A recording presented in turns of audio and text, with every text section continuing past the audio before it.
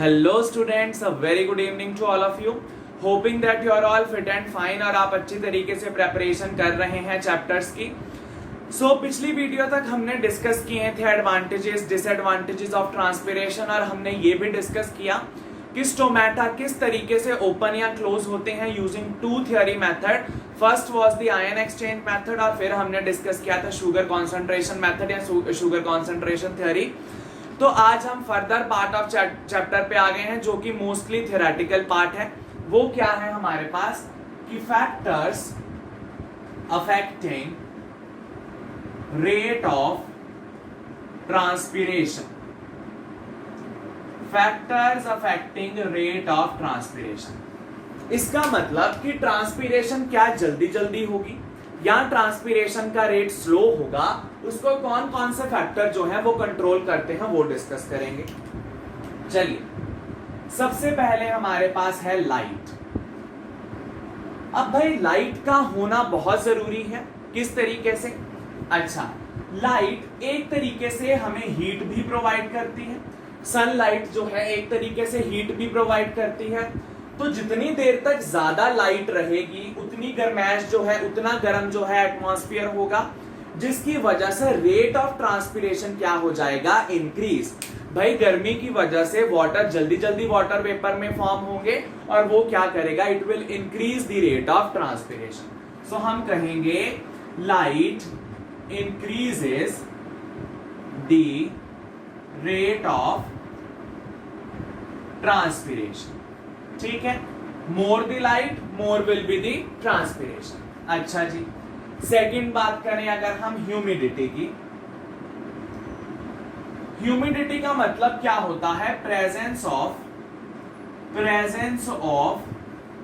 Water vapours in surrounding. Water vapour का आसपास वाले एरिया में प्रेजेंस होना, इस चीज को बोलते हैं ह्यूमिडिटी। अच्छा, अब ये रहा लीफ, इसमें से पानी का लॉस होना है, लेकिन इसके आसपास ह्यूमिडिटी है, यानी ऑलरेडी वाटर वेपर पहले से ही मौजूद है। क्या वो इसको अलाउ करेगा? बिल्कुल भी नहीं। क्यों? क्योंकि आसपास का जो सराउंडिंग है वो क्या है? Already saturated with water vapour, उसके अंदर और वाटर वेपर नहीं जा सकते। इसका मतलब यहां से वाटर नहीं निकलेगा in the form of water vapour. तो अगर ह्यूमिडिटी बढ़ गई, with increase in humidity there will be decrease in transpiration। अगर ह्यूमिडिटी बढ़ गई तो ट्रांसपिरेशन जो है वो डिक्रीज हो जाएगी। Increase in humidity will result in decrease in transpiration. अच्छा, नेक्स्ट, अगर आसपास का टेम्परेचर बढ़ गया तो अच्छा, अब देखो भाई, टेम्परेचर अगर बढ़ जाएगा तो ऑब्वियसली यही वाली बात फिर से आ गई। टेम्परेचर बढ़ गया तो वाटर जल्दी से वाटर वेपर में कन्वर्ट होंगे। So with increase in temperature transpiration increases. Transpiration क्या हो जाएगी? इंक्रीज। चलिए, नेक्स्ट ले लेते हैं हम विंड वेलोसिटी। नेक्स्ट फैक्टर आ गया विंड वेलोसिटी। अच्छा, अब सोचो, ये वही लीफ है, इसके आसपास ह्यूमिडिटी थी, एकदम से विंड आई तो आसपास की हवा को वो दूर ले गई। ठीक है, अब इसके आसपास पहले ह्यूमिडिटी थी, अब विंड आके उस चीज को दूर ले गई, यानी अब इसकी आसपास वाली हवा में ह्यूमिडिटी नहीं है। तो ह्यूमिडिटी नहीं मतलब वाटर वेपर अब यहां से वहां जा सकते हैं, यहां से एटमॉस्फेयर पे जा सकते हैं। वही होता है with increase in wind velocity, increase in wind velocity will result in an increase in rate of transpiration। तो विंड वेलोसिटी के बढ़ने से ट्रांसपिरेशन का रेट भी जो है वो बढ़ जाता है। अच्छा, next is availability of soil water. अब भाई आप सोचिए, ट्रांसपिरेशन हो गई लेकिन सॉइल में पानी ही नहीं है, तो क्या ये नया पानी एब्जॉर्ब करेगा? नहीं। क्या फिर ट्रांसपिरेशन होगी? नहीं। क्यों? जितना ज्यादा ट्रांसपिरेशन का रेट है, अगर उतनी ही रेट से एब्जॉर्प्शन हो रही है तभी इनका बैलेंस बनेगा। अगर एब्जॉर्प्शन के लिए पानी कम हो रहा है तो ट्रांसपिरेशन ऑटोमेटिकली डिक्रीज हो जाएगी। सो हम कहेंगे with decrease in soil water transpiration decreases।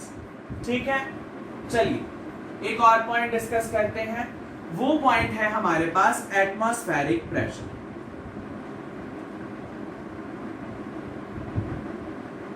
Atmospheric pressure क्या होता है? Pressure exerted by atmosphere. ये लीफ है, इसके ऊपर एटमॉस्फेयर ने अपना प्रेशर एक्सर्ट किया, तो वाटर जो है वो वेपर में कन्वर्ट होके बाहर नहीं आ रहा क्योंकि एटमॉस्फेयर प्रेशर है। अच्छा, अब सपोज कीजिए इसके ऊपर एटमॉस्फेयर प्रेशर कम हो गया, इसके ऊपर एटमॉस्फेयर प्रेशर कम हो गया, क्या अब वाटर वेपर में कन्वर्ट होके बाहर आ सकता है? बिल्कुल। भाई वाटर बाहर आना चाहता है, एटमॉस्फेयर प्रेशर कह रहा नहीं आपने नहीं आना। अब एटमॉस्फेयर प्रेशर ने अपनी स्ट्रिक्टनेस कम कर दी, अपना प्रभाव कम कर दिया, तो क्या अब वेपर बाहर आ सकता है? बिल्कुल। सो हम कहेंगे with decrease in atmospheric pressure will increase the transpiration। तो ये ट्रांसपीरेशन का रेट जो है वो इंक्रीज कर देता है, बढ़ा देता है। एटमॉस्फेरिक प्रेशर कम हुआ तो ट्रांसपीरेशन का रेट बढ़ जाएगा। ऑलराइट, तो ये कुछ फैक्टर्स हैं हमारे पास जो कि रेट ऑफ ट्रांसपीरेशन जो है इसको कंट्रोल करते हैं। Alright, so by this we have completed this part.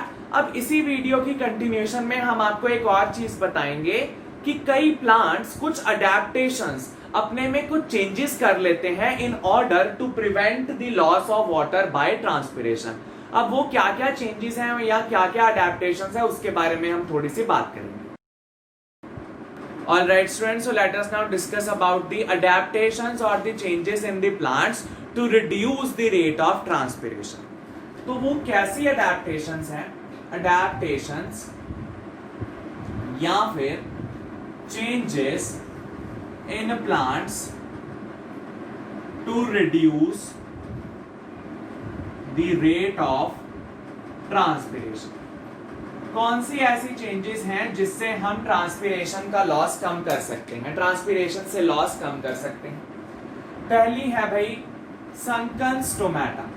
पहला है हमारे पास संकन स्टोमेटास। कई ऐसे प्लांट्स होते हैं जहां पर जो स्टोमेटा है वो बहुत ही नीचे चले जाते हैं लीव्स के, ताकि वो डायरेक्ट एक्सपोजर ऑफ सनलाइट या एटमॉस्फेयर के ना आए। अगर ऐसा होता है, डायरेक्ट कांटेक्ट में है, तो फटाफट से वाटर वेपर बन जाएंगे। अगर इनका कांटेक्ट इतना ज्यादा नहीं है, ये कहीं छुप करके बैठे हैं, तो उतना कांटेक्ट नहीं है जिसकी वजह से ट्रांसपीरेशन का रेट जो है कम हो जाता है। सो पहली अडेप्टेशन है संकन स्टोमेटा। सेकंड क्या है? Decrease in number of openings, यानी कि स्टोमेटा। भाई अगर स्टोमेटल ओपनिंग्स ही नहीं है तो क्या पानी जो है वो लॉस होगा in the form of transpiration? बिल्कुल नहीं। तो कुछ प्लांट्स ने अपनी अडेप्टेशन ऐसे कर ली है कि उनकी जो ओपनिंग्स का नंबर है वो कम हो जाए। अगर नॉर्मल प्लांट में थाउजेंड्स होती हैं तो इन्होंने कुछ हंड्रेड्स जो है अपनी ओपनिंग कर ली है। ठीक है जी। अच्छा, नेक्स्ट क्या है? नेक्स्ट है थिक क्यूटिकल। नेक्स्ट है हमारे पास थिक क्यूटिकल। अब थिक क्यूटिकल क्या है? क्यूटिकल हमने डिस्कस किया था, एक वैक्सी कवरिंग होती है लीफ के ऊपर जो कि प्रिवेंट करती है कि पानी बाहर ना जाए। थिक का मतलब और भी मोटी हो जाना। अगर क्यूटिकल और भी मोटी हो गई, और भी वैक्सी हो गई, इसका मतलब ये और ज्यादा प्रिवेंट करेगी वाटर लॉस को, यानी वाटर लॉस जो है वो नहीं हो पाएगा। तो ये भी एक मेथड है। अच्छा, नेक्स्ट क्या है हमारे पास? Leaves changes into spine. अब भाई कई प्लांट्स ऐसे हैं जो कि चाहते हैं कि बिल्कुल भी ट्रांसपीरेशन ना हो, जैसे जो प्लांट्स डेजर्ट में ग्रो करते हैं, फॉर एग्जांपल कैक्टाई या कैक्टस, जो कि वहां डेजर्ट एरिया में ग्रो करते हैं, वहां पानी तो अवेलेबल नहीं होता, तो उनके लीव्स जो हैं वो स्पाइन में एक कंडादार चीज में चेंज हो जाते हैं, काफी नीडल लाइक हो जाते हैं। यानी कि लीफ जो पहले ऐसे थे अब वो बिल्कुल इस तरीके के हो गए हैं। क्यों भाई? देखो, अगर लीफ ब्रॉड होगा तो इसके पास टोमेटास भी बहुत होंगे, तो यहां से ट्रांसपीरेशन बढ़ जाएगा। अब इतना ब्रॉड लीफ बिल्कुल एक पतली सी चीज में कन्वर्ट हो जाता है, नीडल लाइक चीज में, तो इसके पास सरफेस एरिया कम, तो स्टोमेटास और भी कम हो जाएंगे और रेट ऑफ ट्रांसपीरेशन भी डिक्रीज हो जाएगा। ठीक है, सो नैरोइंग ऑफ लीफ भी कह सकते हैं इसको, या लीफ चेंजेस इनटू स्पाइन ये भी बोल सकते हैं, जिसकी एग्जांपल है कैक्टाई। तो ये कुछ अडेप्टेशंस होती हैं ताकि जो रेट ऑफ ट्रांसपीरेशन है वो क्या हो पाए, डिक्रीज, रेट ऑफ ट्रांसपीरेशन क्या हो पाए, डिक्रीज। तो इस वीडियो में हमने डिस्कस किए कि ट्रांसपीरेशन को अफेक्ट कौन कौन से फैक्टर करते हैं और किस तरीके से हम ट्रांसपीरेशन को रिड्यूस कर सकते हैं। ऑलराइट, तो नेक्स्ट वीडियो में हम दो इंपॉर्टेंट टर्म्स डिस्कस करेंगे, that will be bleeding as well as guttation, और साथ ही में आपको गैनॉन्ग स्पोटोमीटर के बारे में थोड़ी सी इंफॉर्मेशन जो है आपको प्रोवाइड करेंगे।